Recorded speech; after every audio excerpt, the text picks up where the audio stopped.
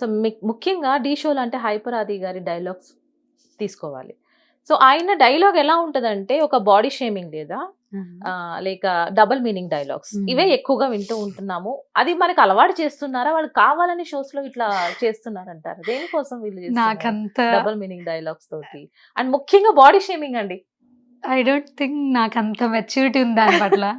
But I mean అంత అది వాళ్ళని జడ్జ్ చేసేంత లేదు. మేబీ వాళ్ళ జర్నీ వేరు, వాళ్ళ ఇది వేరు. And I have heard comedy అంటేనే ఒక కామెడీ పండాలి అంటే ఏదో ఒకటి వ్యత్యాసంగా, డబుల్ మీనింగ్ కాదు, ఏదో ఒకటి సెట్ అయితే వెయ్యాలి. బట్ కమింగ్ ఇప్పుడు మనం ఒక స్టేజ్ వదిలిపెట్టండి, మూవీ ఉంది, మూవీస్ లో కూడా చాలా ముందుకు వెళ్ళిపోయాం మనం. సో హైపరాది గారినే ఒక్కరిని అనక్కర్లేదు అనుకుంటాను. ఇన్ పర్సన్ హైపరాది గారిని నేను బయట చూసింది అయితే ఆయన అమ్మ మీరు దీనికి తగ్గ ఎప్పుడు మాట్లాడింది లేదు as a person. So have always been nice. నేను చూసినంత, నేను నా ఎదురుగ్గా నేను జనాలు, కానీ స్టేజ్కి వచ్చాక దే విల్ ఆల్సో, వాళ్ళకు కూడా ఇష్టం లేదేమో చెప్పలేం. బట్ కంటెంట్ ఇలా రాస్తేనే వెళ్తున్నప్పుడు రాయక తప్పదు కదా. ఇప్పుడు నన్ను ఇప్పుడు ఈ కాంట్రవర్సీ క్వశ్చన్ అడిగితేనే వెళ్లాల్సి వస్తుంది, షో ముందుకు వెళ్తుంది అనే స్టేజ్ లో ఉన్నాం కదా. కాంట్రవర్సీ అడగనిదే మేబీ ఈ షో ఎక్కువ జనాల్లోకి వెళ్ళదేమో. అలా he maybe that's the requirement present generation లో, అలా అవ్వచ్చు. అండ్ ఇప్పుడు మనము నేనున్నాను, నేను మిమ్మల్ని ఈ క్వశ్చన్ నన్ను అడగకండి, ఇది ఎడిట్ లో తీసేయండి అంటే అడగరు, ఎడిట్ లో ఉంచరు.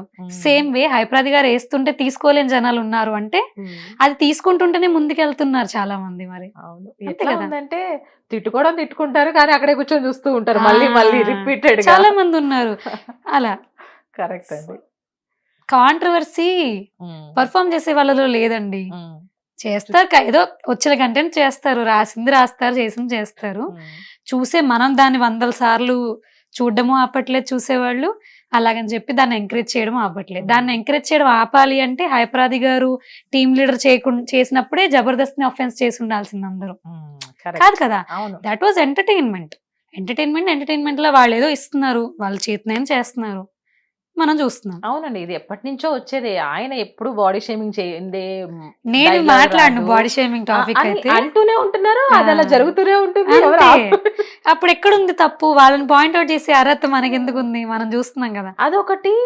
మీరు చేసే స్టైల్లో డాన్స్ చూడాలనిపించింది అండ్ అది చూడడానికి కూడా చక్కగా అనిపించేది డాన్స్. కానీ ఇప్పుడు ఏంటంటే ఎక్స్పోజింగ్ లేదే లేదా కెమిస్ట్రీ లేదే అక్కడ వర్కౌట్ అవ్వట్లేదు డాన్స్. సో మీ యొక్క టైంలో ఇప్పుడు టైంలో డిఫరెన్స్ ఉంది చూసారా, మీకేమనిపిస్తుంది? ఇది ఓకేనా, చాలా ఓవర్ చేస్తున్నారా? How you feel that? అదే అండి, అన్ని టాపిక్స్ కి అదే అనిపిస్తుంది. జనరేషన్ మారుతుందేమో, మనం కూడా ఫాలో అయిపోవాలంటారా? మనం ఎందుకు ఫాలో అవ్వాలి?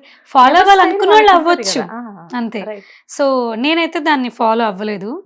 Like at the end of the day మనం ఇంటికి వచ్చాక మనం ఏంటి యాక్చువల్గా ఒక సింపుల్ అమ్మాయి, సింపుల్ బ్రాహ్మణ్ ఫ్యామిలీ, మనం మన సర్కిల్ మనం ఉండాలి. సో మన జర్నీ అంటే వర్క్ వైజ్ అందరూ ఎంకరేజింగ్ ఆల్వేస్, అది తప్పు అని కూడా నేను అనను. సో జరుగుతుంది, చూస్తున్నాం, మన వీళ్ళనంత మనకి ఎంత ఓపిక ఉంది, మనం ఎంత స్టామినా ఉంది, అంత ఫార్ ఎక్స్టెంట్ మనం వెళ్ళలేకపోయినా కొన్ని పర్ఫార్మెన్స్ల దాకా చేయక తప్పదు. అంటే రఫ్ మాస్ డాన్స్ చేయాలి, చేసాము. అప్పట్లో మాస్ డాన్స్, కొంచెం హాట్ సాంగ్, కొంచెం వరకు వెళ్ళగలిగాం. ఇప్పుడు కొంచెం ఇవి ఇంక్రీజ్ అయింది, ఈ కల్చర్ ఎక్కువ చూడట్లేదు. అవును అవును, ఇప్పుడు వాళ్ళలో రియల్ కెమిస్ట్రీ కూడా ఫార్ములేట్ చేయాల్సి వస్తుంది.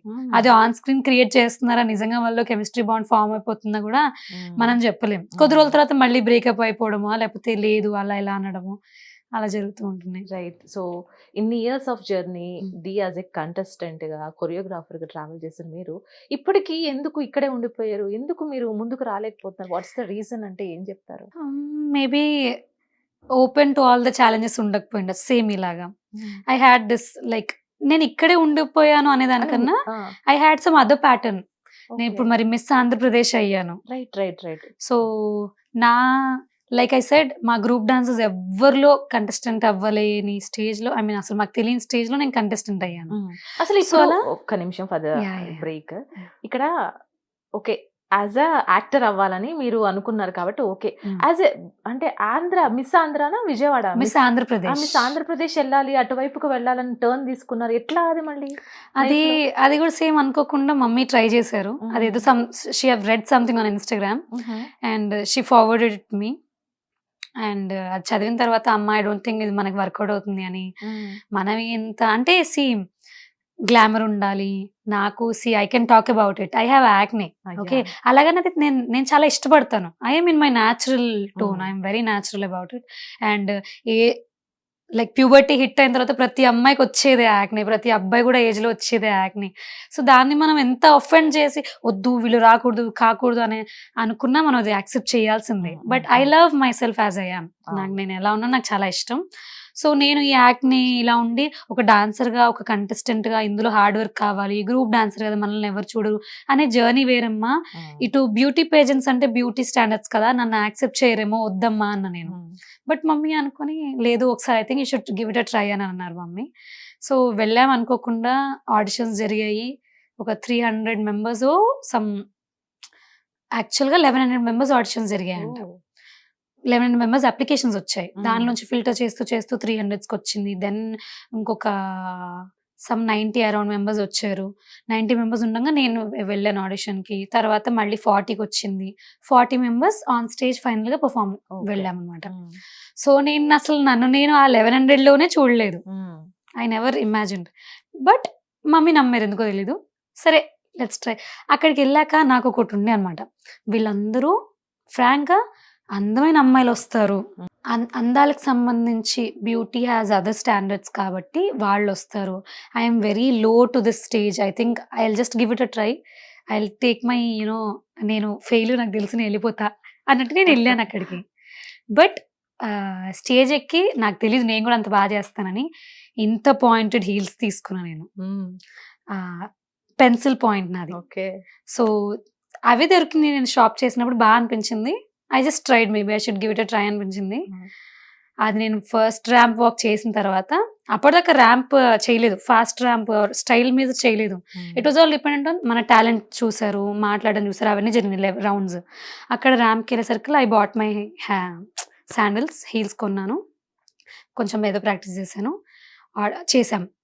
మొత్తం అక్కడ ఆడిటోరియంలో ఉన్న వాళ్ళందరూ భయంకరంగా అరిచారు. నా నంబర్ A13 ఏదో ఉంది, నా ముందు నా తర్వాత ఏం లేదు. నేను వచ్చినప్పుడు ఫుల్గా అరిచేశారు. అంటే నేను ఆహా ఓకే ఇది నాకేనా, ఓహో అంటే అది ఉంటుంది కదా, ఆహా ఏంటో ఓహో ఏంటో అని నేను ఇన్స్టెంట్ గా రియలైజ్ అయ్యాను అనమాట. ఒక 4-5 స్టెప్స్ వేసి ఓహో మనకు కూడా ఎంకరేజ్ చేస్తున్నారా, ఓకే నా come out of the shell అని I went towards the end.